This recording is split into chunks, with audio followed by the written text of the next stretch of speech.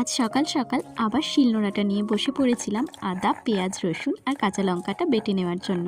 মিক্সিতে বাটার থেকে শিলনোড়ায় বাটা মশলা আমার বেশি ভালো লাগে, তবে জিরে আর ধনেটা এটাতে বাটি না, কারণ ওটাতে একটু বেশি পরিশ্রম লাগে।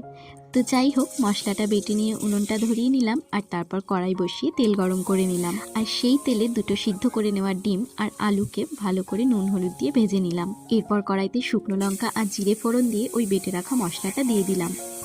এরপর এতে একে একে দিয়ে দিলাম জিরে গুঁড়ো, ধনে গুঁড়ো, কাশ্মীরি লঙ্কার গুঁড়ো, নুন আর হলুদ। আর অল্প আছে বেশ খানিকক্ষণ মশলাটাকে কষিয়ে নিলাম। মশলাটা যেন পুড়ে না যায় তাই অল্প জল দিয়ে নিয়েছিলাম।